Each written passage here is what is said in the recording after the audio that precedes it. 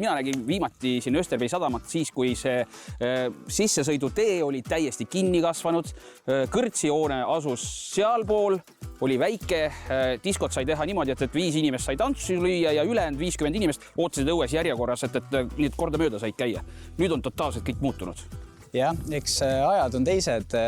üritused käivad meil ikka edasi,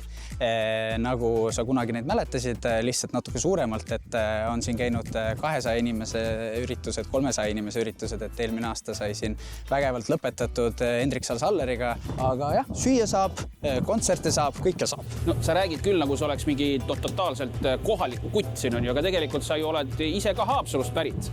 Ja toimetanud siin koha peal Noarotsis, Östervis oled sa nüüd viimased 3-4 aastat, 3 aastat. Kuule, mida kõik põnevat sa oled juba selle 3 aasta jooksul siin Noarotsi poolsaarel avastanud enda jaoks ja mida sa julgeksid soovitada ka tegelikult nendele inimestele, kes, mine sa tea, võib-olla lausa esimest korda elus tulevad siia? Ja, no selles mõttes, et see veetakso sõit on siuke omaette elamus, et alustad sealt oma reisi, tuled siia, eks ju, üks asi ongi see Haapsalu siluett, see merevaade,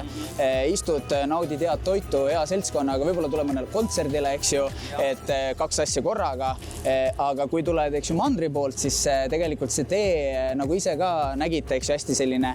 käänuline, põnevaid paikasid täis, et alustades sellest vanast piiripunktist, mis on siiamaani päris hästi säilinud, eks ju, ja siis sealt edasi, eks ju, see Pritsikuur, ja see Haapsalu laht ise ka, et kui siin on vähe tuulisemad ilmad, siis meil on rahvas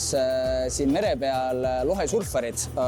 armastavad seda kohta, sest et tuul tuleb mõnusalt õigelt poolt ja saab möllata, et see on ka päris äge vaatepilt. No, kui praegu vaatab meie saadet mõni noor pere või mõni mitte noor pere ja mõtlevad, et tuleks nüüd siia, et millega kohalikud inimesed veel neid üllatavad ja kas on võimalik siia tulla ka pikemaks ajaks, kui hommikul tulla ja õhtul minna? Peatuspaik on täitsa olemas, oma väike selline mõnus ubane tuba,